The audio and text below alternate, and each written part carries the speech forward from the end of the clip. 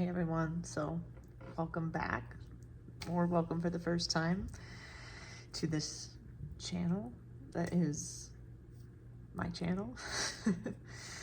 I'm sitting here searching, browsing through Facebook memories, and I want to read you something I wrote 6 years ago. It's kind of spicy, but it's true, and I still feel the resonance of it. Here we go. I'm one of the odd ones. I tell you that you actually have to do the work. I tell you that you must actually practice the things. I tell you that you must actually shift your entire being, and that requires what it requires. I also tell you to relax, to surrender, to trust. I just tell you like it is, because that's really how it is. Which is why all there is to do is to keep practicing, because it all makes sense only as you do it. Now, get to work. I love that. It's a good reminder to myself that there is sometimes just to get to work and trust, surrender, relax, and do. Those things can all be together. Those things can all be happening at the same time. I love Facebook memories for that reason. They bring back different truths that maybe I've shared or expressed in the past. I think that's why awesome technology exists right now. You know, the opportunity to revisit moments from former selves, right? Like our former self. What did that former self have to say, have to share? And kind of swirling with the truth of the then and the now, because the now will be the then that we'll be looking back on at some point in the future. In that future now, we'll be looking at the present now. I hear sometimes in some of the work that I do and the conversations that I have that time is a construct. And I can feel when I say that a wave of emotion come over me. There's a lot to unpack in that statement that time is a construct. Yes, time is a construct. There is no such thing as 5:39 and 56 seconds p.m., right? Like, it just so happens that I'm in a central time zone in the United States, that the sun is positioned where it's positioned, and that this thing that we call time, today's Thursday, July 31st, isn't any kind of truth beyond the agreed to terms that we all agree to keep running our society and our economy and our civilization the way that we run it. And I'm currently grappling with some juxtaposition type of work. And one of the reasons why I choose to lean into this instead of steer clear from it is because I know that if I think, feel, and believe that there is a juxtaposition when it comes to time and eternity, then I know that there's a juxtaposition for you.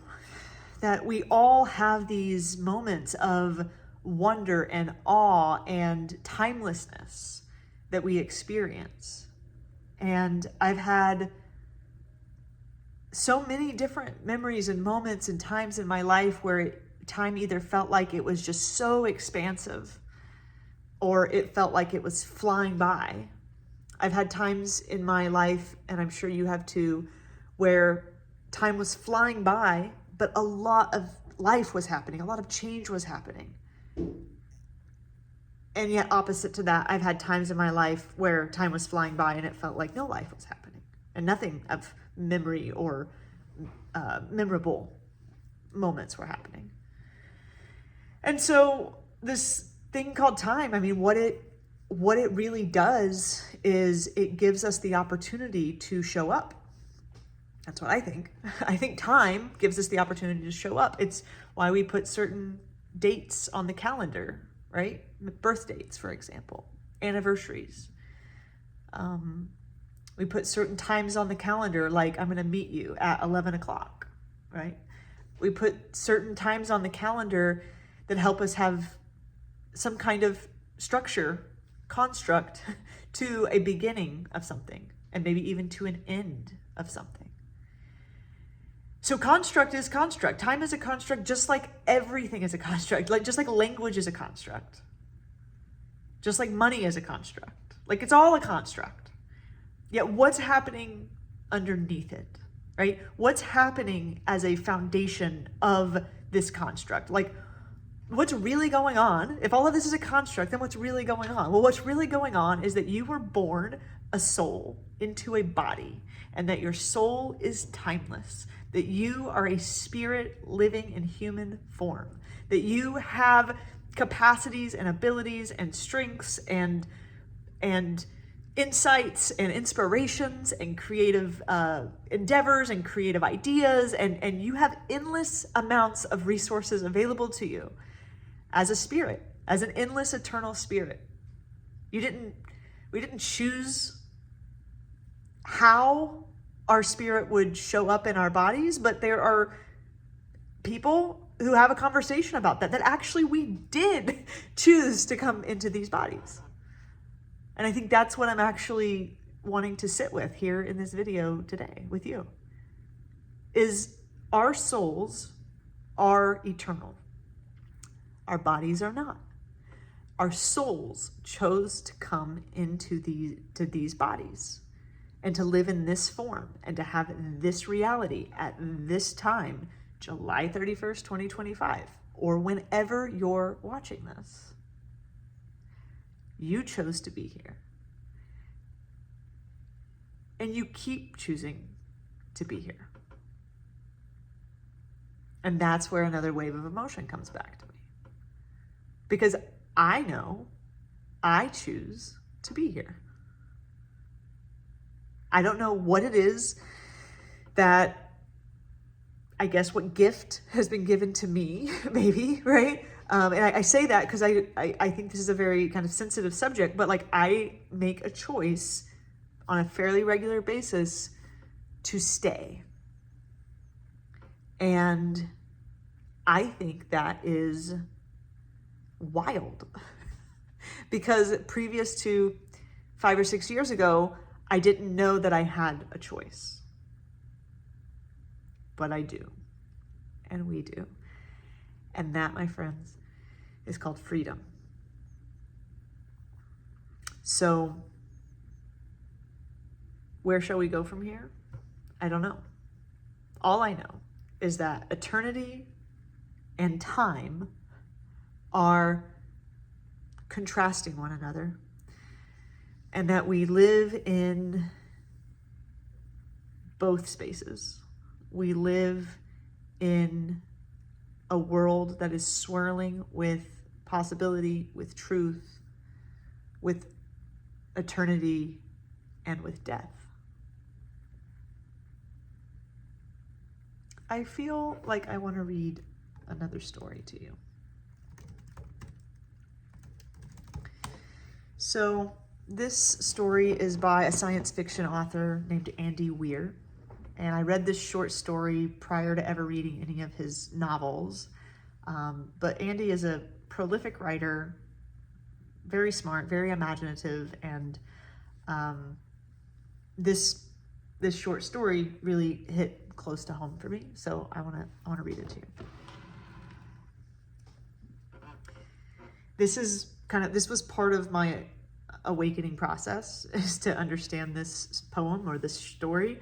And it began many years ago, my reckoning with death itself. And I hope you enjoy it as much as I have.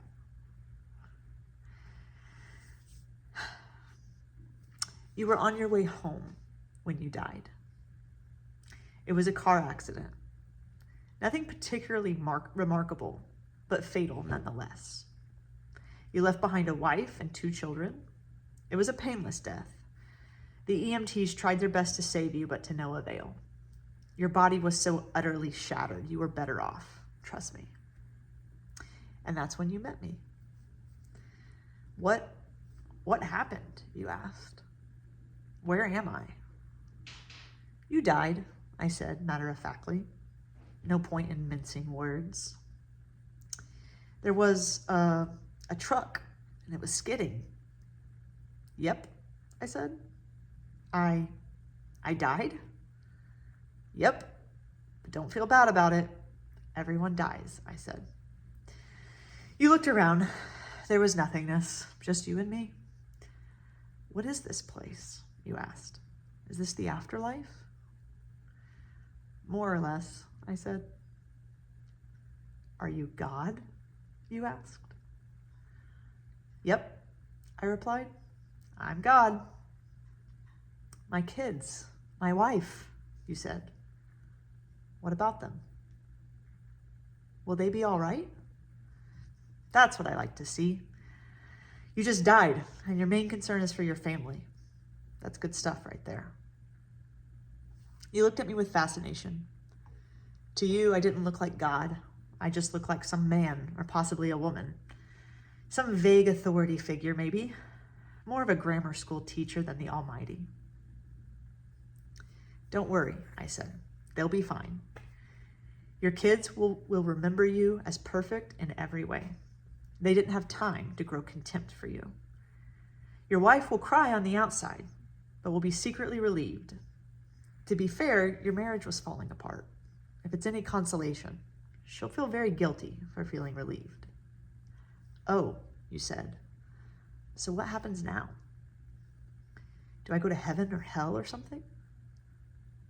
Neither, I said. You'll be reincarnated. Ah, you said. So the Hindus were right. All religions are right in their own way, I said. Walk with me. You followed along as we strode through the void. Where are we going? Nowhere in particular, I said. It's just nice to walk while we talk. So what's the point then, you asked? When I get reborn, I'll just be a blank slate, right? A baby. So all my experiences and everything I did in this life won't matter. Not so, I said. You have within you all the knowledge and experiences of all your past lives. You just don't remember them right now. I stopped walking and took you by the shoulders. Your soul is more magnificent, beautiful, and gigantic than you can possibly imagine. A human mind can only contain a tiny fraction of what you are. It's like sticking your finger in a glass of water to see if it's hot or cold. You put a tiny part of yourself into the vessel, and when you bring it back out, you've gained all the experiences it had. You've been in a human form for the last 48 years, so you haven't stretched out yet and felt the rest of your immense consciousness. If we hung out here for long enough, you'd start remembering everything, but there's no point to doing so in between each life. How many times have I reincarnated then? Oh, lots and lots, and in a lot of different lives, I said. This time around, you'll be a Chinese peasant girl in 540 AD. Wait, what? You stammered. You're sending me back in time? Well, I guess technically, time as you know it only exists in your universe. Things are different where I come from. Where you come from, you said. Oh, sure, I explained. I come from somewhere else. And there are others like me. I know you'll want to know what it's like there, but honestly, you wouldn't understand. Oh, you said, a little let down. But wait, if I get reincarnated to other places in time, I could have interacted with myself at some point. Sure, Happens all the time. And with both lives only aware of their own lifespan, you don't even know what's happening. So what's the point of it all? Seriously? I asked. Seriously? You're asking me for the meaning of life? Isn't that a little stereotypical? Well, it's a reasonable question, you persisted. I looked you in the eye. The meaning of life, the reason I made this whole universe, is for you to mature. You mean mankind? You want us to mature? No, just you. I made this whole universe for you. With each new life, you grow and mature and become a larger and greater intellect. Just me? What about everybody else? There is no one else. In this universe, it's just you and me. You stared blankly at me. But all the people on Earth, all you, different incarnations of you. Wait, I'm everyone? Now you're getting it, I said with a congratulatory slap on the back. I'm every human being who ever lived or who will ever live. Yes. I'm Abraham Lincoln and you're John Wilkes Booth too. I'm Hitler, you said, appalled, and you're the millions he killed. I'm Jesus and you're everyone who followed him. You fell silent. Every time you victimized someone, I said, you were victimizing yourself. Every act of kindness you've done to yourself. Every happy and sad moment ever experienced by any human was or will be experienced by you. You thought for a long time. Why, you asked me? Why do all of this? Because someday you will become like me. Because that's what you are. You're one of my kind. You're my child. Whoa, you said, incredulous. You mean I'm a god? No, not yet. You're a fetus. You're still growing. Once you've lived every human life throughout all time, you will have grown enough to be born. So the whole universe, you said, it's just an egg, I answered. Now it's time for you to move on to your next life. And I sent you on your way.